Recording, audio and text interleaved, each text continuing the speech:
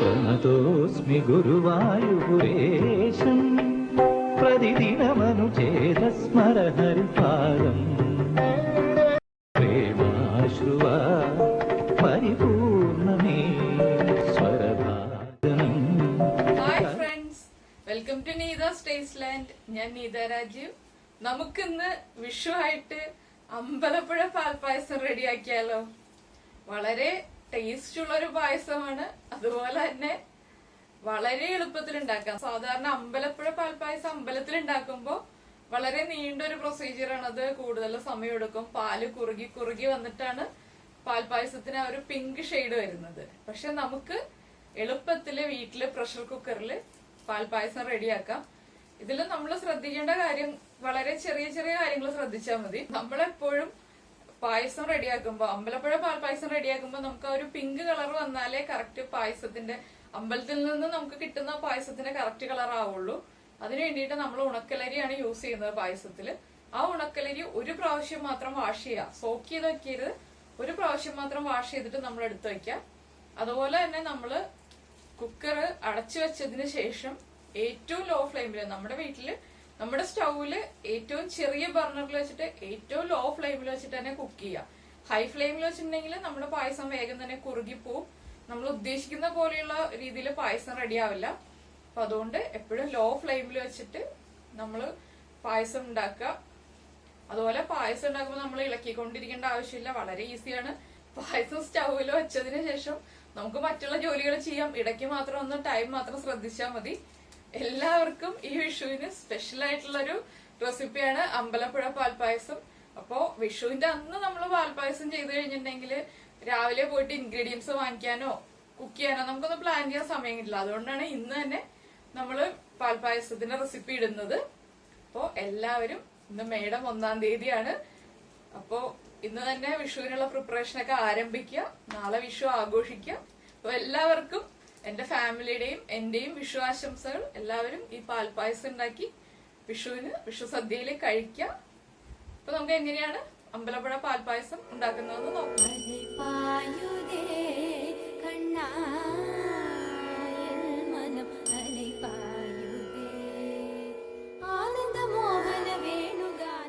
നമുക്ക് അമ്പലപ്പുഴ പാൽപ്പായസം ഉണ്ടാക്കാൻ ആവശ്യമായിട്ടുള്ള ഇൻഗ്രീഡിയൻസ് എന്തൊക്കെയാണെന്ന് വെച്ചിട്ടുണ്ടെങ്കിൽ, നമ്മൾ 1 ലിറ്റർ പാലെടുത്തിട്ടുണ്ട്, 1 കപ്പ് വെള്ളം, 1/2 കപ്പ് ഉണക്കലരി, 1 കപ്പ് പഞ്ചസാര. ഈ 4 ഇൻഗ്രീഡിയൻസ് മാത്രം മതി നമുക്ക് പായസം ഉണ്ടാക്കാൻ വേണ്ടിയിട്ട്.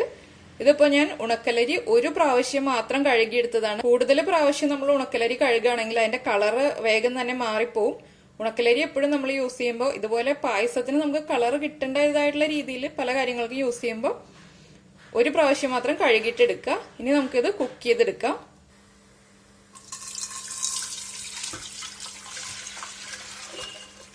നമ്മളിപ്പോ പ്രഷർ കുക്കറിലേക്ക് 1 ലിറ്റർ പാല് ചേർത്തിട്ടുണ്ട്. നമ്മള് വലിയ കുക്കർ എടുത്തിട്ട് വേണം പായസം റെഡിയാക്കാനായിട്ട്. എന്താന്ന് വെച്ചിട്ടുണ്ടെങ്കിൽ നമ്മുടെ കുക്കറിന് വിസിൽ വരാൻ പാടില്ല പായസം ഉണ്ടാക്കുമ്പോൾ. അപ്പോ കുക്കറിൽ ഇരുന്നിട്ട് പാലും അരിയും എല്ലാം ചേർന്നിട്ട് വേവാനായിട്ട് ആവശ്യമായിട്ടുള്ള സ്പേസ് ഉള്ള വലിയ കുക്കർ യൂസ് ചെയ്യുക. അതുപോലെ നമ്മളിപ്പോ സാമ്പാറോ അതുപോലെ എന്തെങ്കിലുമൊക്കെ റെഡിയാക്കുന്ന, കറികളൊക്കെ റെഡിയാക്കുന്ന, അതുപോലെ തന്നെ പയറോ പരിപ്പൊക്കെ വേവിക്കുന്ന കുക്കറാണെങ്കിൽ നന്നായിട്ട് വാഷ് ചെയ്തതിന് ശേഷം മാത്രം കുക്കറിലേക്ക് പാലൊഴിക്കുക. പാല് പിരിഞ്ഞു പോകാതിരിക്കാൻ വേണ്ടിയിട്ടാണ് ഞാനിത് പറയുന്നത്. ഇതിപ്പോ ഞാനിവിടെ ഡെയിലി ചോറ് വെക്കുന്ന കുക്കറാണ്, അതുകൊണ്ട് വലിയ പ്രശ്നമില്ല. നന്നായിട്ട് വാഷ് ചെയ്തെടുത്തിട്ടുണ്ട്. ഇനി കുക്കറിലേക്ക് നമുക്ക് നമ്മൾ കഴുകി വെച്ചിരിക്കുന്ന ഉണക്കലരി ചേർക്കാം. 1 പ്രാവശ്യം മാത്രം കഴുകുക, അത് ശ്രദ്ധിക്കണം. ഇതിലേക്ക് നമ്മൾ എടുത്തു വെച്ചിരിക്കുന്ന 1 കപ്പ് വെള്ളം, 1 ലിറ്റർ പാലിന് 1 കപ്പ് വെള്ളം ചേർക്കുക. ഇത് ഞാൻ 240 ml കപ്പാണ് മെഷറിംഗ് കപ്പായിട്ട് യൂസ് ചെയ്യുന്നത്. 1 ലിറ്റർ പാലിന് 240 മില്ലി വെള്ളം ചേർക്കുക. അതുപോലെ തന്നെ മെഷറിംഗ് കപ്പിൽ മെഷർ ചെയ്തെടുത്തതാണ് പഞ്ചസാര. ഈ 1 കപ്പ് പഞ്ചസാരയും ചേർക്കുക. ഈ പാലൊന്ന് നന്നായിട്ട് ചൂടായി വരട്ടെ. നമുക്കിതൊന്ന് ഇടയ്ക്ക് ഇളക്കി കൊടുക്കാം. ചെറുതായിട്ട് ഇടയ്ക്കൊന്ന് ഇളക്കിയാൽ മതി, കണ്ടിന്യൂസ് ആയിട്ട് ഇളക്കണ്ട.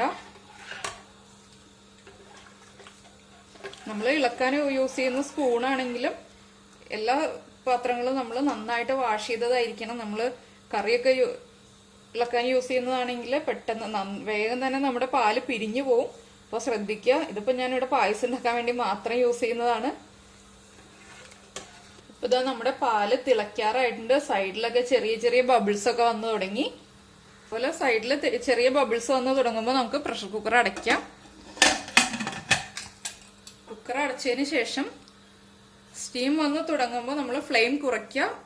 ഉടൻ തന്നെ വെയിറ്റ് ഇടുക. എന്നിട്ട് ലോ ഫ്ലെയിമിൽ വെച്ചിട്ട് അരമണിക്കൂർ കുക്ക് ചെയ്തെടുക്കുക. വിസിൽ വരണ്ട, ഏറ്റവും ലോ ഫ്ലെയിമിലേക്ക് ആക്കുക. അതിനുശേഷം അരമണിക്കൂർ കുക്ക് ചെയ്യുക. അരമണിക്കൂർ കഴിയുമ്പോൾ നമ്മൾ ഫ്ലെയിം ഓഫ് ചെയ്യുക. ഇപ്പോൾ ഇതാ നമ്മുടെ പായസം നമ്മൾ ലോ ഫ്ലെയിമിൽ വെച്ചിട്ട് അരമണിക്കൂറായി. ഇതുപോലെ ഇങ്ങനെ വിസിൽ വരാൻ പോകുന്നത് പോലെ ചെറിയ സൗണ്ട് കേട്ടോണ്ടേ ഇരിക്കുന്നുണ്ട്, അല്ലാതെ വിസിൽ വരണ്ട. നമുക്കിനി ഫ്ലെയിം ഓഫ് ചെയ്യാം. ഞാൻ ഫ്ലെയിം ഓഫ് ചെയ്തു. ഇനി നമുക്ക് 1 മണിക്കൂറിന് ശേഷം കുക്കർ ഓപ്പൺ ചെയ്യാം. അപ്പൊ നമ്മുടെ പായസം കറക്റ്റ് ആയിട്ട് റെഡി ആയിട്ടുണ്ടാവും.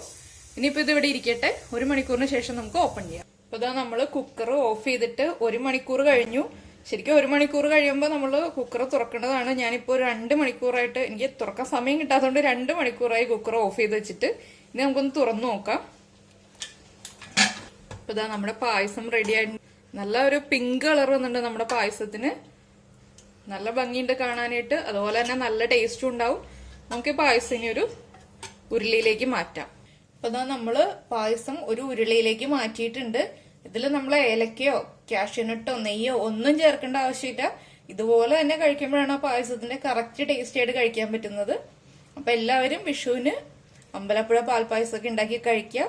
ഇഷ്ടപ്പെട്ടു കഴിയുമ്പോൾ ലൈക്ക് ചെയ്യുക, ഷെയർ ചെയ്യുക, സബ്സ്ക്രൈബ് ചെയ്യുക. അതുപോലെ തന്നെ കമന്റ് ചെയ്യാൻ മറക്കരുത്. നമുക്ക് അടുത്ത ഡിഷുമായിട്ട് അടുത്ത ദിവസം കാണാം. ബൈ.